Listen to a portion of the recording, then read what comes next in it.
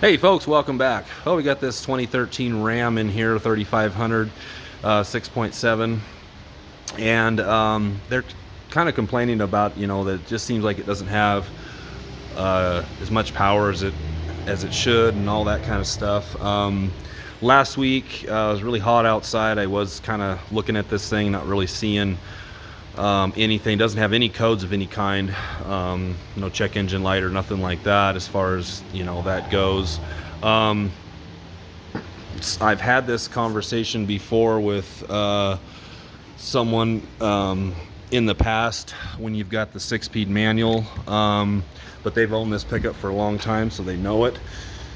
That's not the case, but I believe that the manual transmissions are detuned, because I've driven a couple of them, and somebody could correct me on wrong. We're talking about stock, everything, and but I think these things got a lot less power than the automatics and all that kind of stuff. Like I said, I'm not 100% sure, but it just seems like every one I've driven, they seem pretty gutless compared to the automatics, put it that way. But that's not the case with this pickup. Today happened to be a lot cooler day than when I was looking at this last week. Thursday or Friday, one of the 2 days. Really hot, and when I was driving, you kind of expect the fan clutch to be kind of more engaged and all that kind of stuff. But this morning when I fired this thing up, I could even just tell by idle that the fan clutch was engaged too much, and not, and on a cold engine, all that kind of stuff, with no AC, nothing like that on. And then you can even grab it here. That's the first way to do, and it seems really tight. You can move it, but it seems really tight. And I'm going to go ahead and fire this thing up. Maybe you can hear it. I don't know if you can be able to hear it or not. Okay, so right now I got a couple of these. I had a few of these things, on here, as far as trying to be able to figure out, what could be a low power issue, this air throttle position and all that stuff. I mean, all that's been disconnected. Apparently this thing's been deleted, but all the parts are still there. But that could do a low power or something like that. VGT turbo, checking between commanded and closed. I mean, that's just kind of what we, but the main thing we're go right here is this fan speed and the fan duty cycle and all that. So we'll go ahead and start this thing up.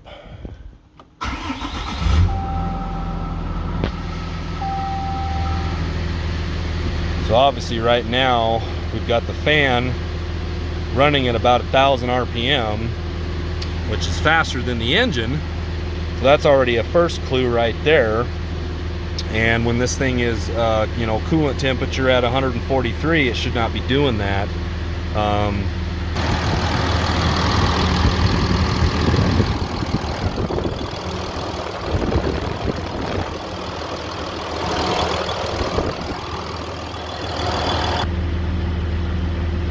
I don't know if you can pick it up, but I mean, obviously at idle you can hear that fan. Sounds a lot like an electric fan on other engines when they come on. As soon as you turn the AC on, that's what it sounds like now. But let's go ahead and give this thing a rev.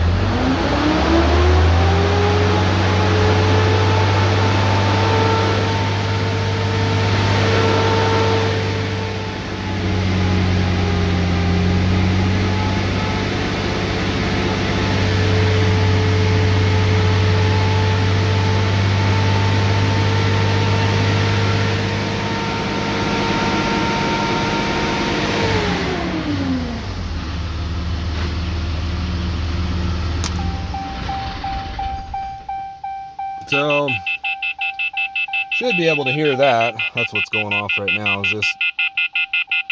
I disconnected that. Went ahead and shut this thing off, so you should be able to hear that. We don't even have to take this thing out and drive it. I've already done that, but when you go and take and drive it at 2,000 RPM right now, we've got the fan speed at about 2,500 RPM. So basically it's fully engaged. Most of the, I don't know exactly what we'll see the numbers and all that kind of stuff, but actually is fully engaged. But there's no duty cycle or anything like that.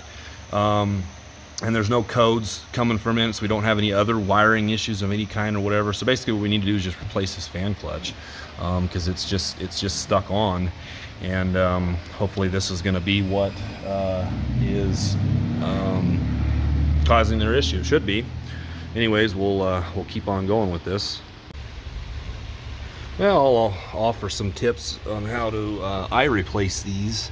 That way you can do that if you want, or you can do it the way somebody else does it, or anything like that. I start out with, there's gonna be 4 bolts just like this. There's this one here and that one there, and then there's 2 more on the very bottom, and you get those from underneath, and then that'll allow you to kind of get this thing to kind of come back a little bit. And then once we do that, we'll be able to see down in here a little bit better, because we got our electrical connector, and then we got a little push pull type of a fastener out of there. I don't even know really what they're called. It's kind of a Christmas tree fastener, except for this one's got a little button that you pull the little nub out, and then you pull the whole thing out after that. And then you know, obviously you got your big nut right there that will be getting off. And so here's how the new one comes. So what we were just looking at, it was sitting in here just like this, and then your fan's bolted on right here. I guess some people can, you know, if you want to get in there and get these nuts off here somehow, and then get the fan and lay it back towards, you know, and then finagle this out. I never see how that benefited much, but you never know. Could work easier. Who knows? But here's our electrical connector that we need to get off, and then that push-pull connector right here goes in through that hole there.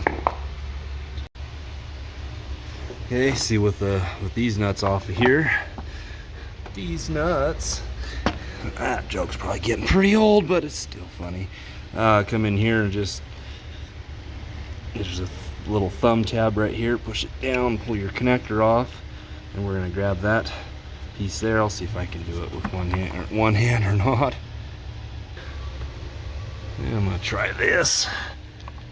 Just come in here and hook it on that little button.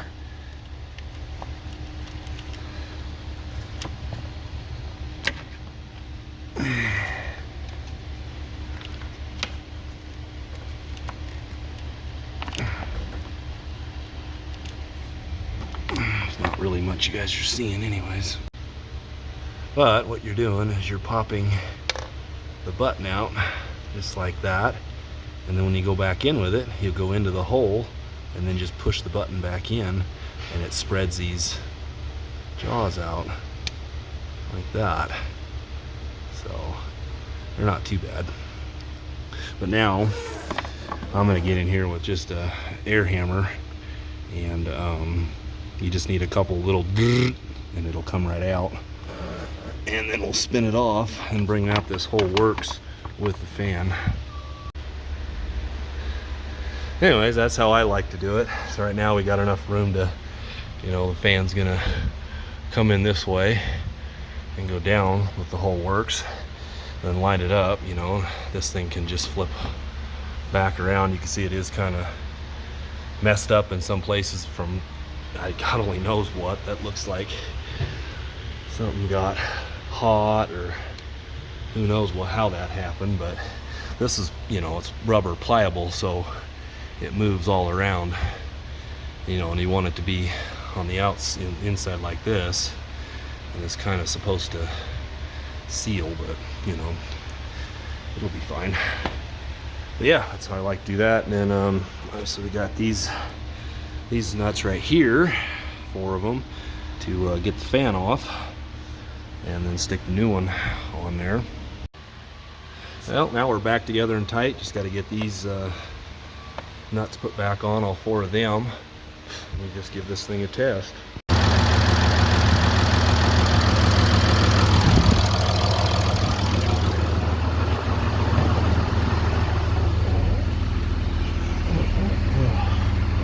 Now remember, it already sounds better at idle, and look at what we got now. Before, that was about what, 900 to 1,000 at idle, And then remember when we're gonna go up to 2,000, that's where it went up to 2,500. So I'm gonna rev it up to 2,000 right now.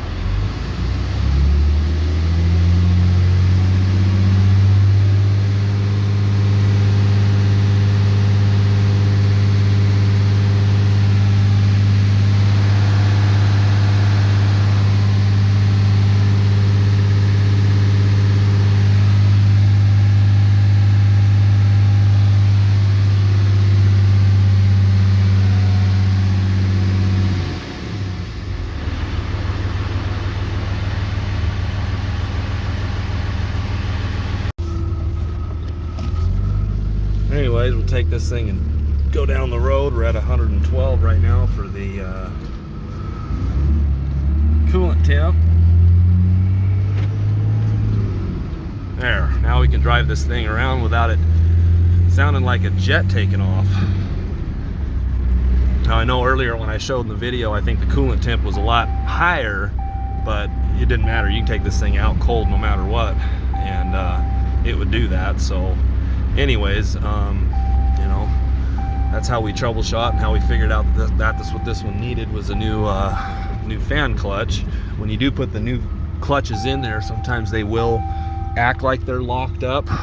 You just have to rev the engine up and stuff like that. Kind of gets the fluid, I don't know, moving around. It could depend on if they're stored like flat or something, you know, like they're in their box and shit like that and stored all different, who knows. But every once in a while you will run into that.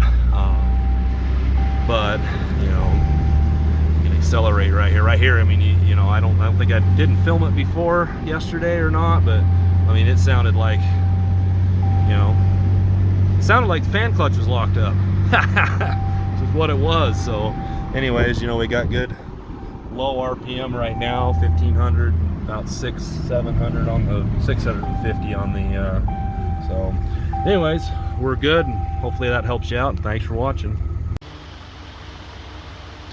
Maybe I thought I'd run through a little bit of, you know, tech stuff or something like that, just in case anybody had any other following questions, you know, because somebody might ask, well, how does a fan, you know, turn higher RPM than the engine? Well, it's the fan pulley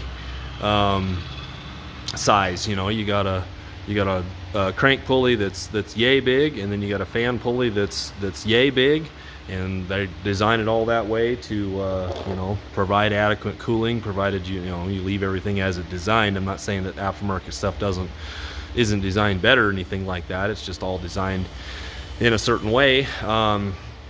You know, the reason we went the way we did is because you know, I never saw, first off, we never saw any codes of any kind. So electrically, everything, the computer thought everything was fine, and then when the engine was cold and not running the air conditioning and not doing anything else other than just driving, not even towing or nothing, there was no duty cycle present, so that the computer was not telling the fan to engage. And so therefore, that's the way we went the route we went. Now, if it had been like, you know, 100% duty cycle or 70% duty cycle or something like that, you'd have to start looking into, you know, is there, you know, what's the intake temperature and all that kind of stuff. Is that sensor gone wonky and it thinks it's 500 degrees outside, and it's trying to kick the fan on it, you know, because then you could replace the fan clutch and not have anything, it won't be fixed. You'll still have the same issues. But this is what we found with this one, and you know, if anybody has any questions, I'll try my best to get back to it, but hopefully this helps you out, and thanks for watching.